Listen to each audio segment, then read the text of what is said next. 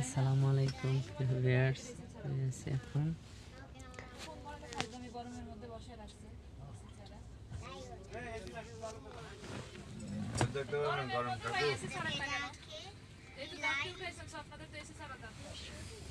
এসে এখনো ছাড়ে নাই, এর জন্য বসে আছি।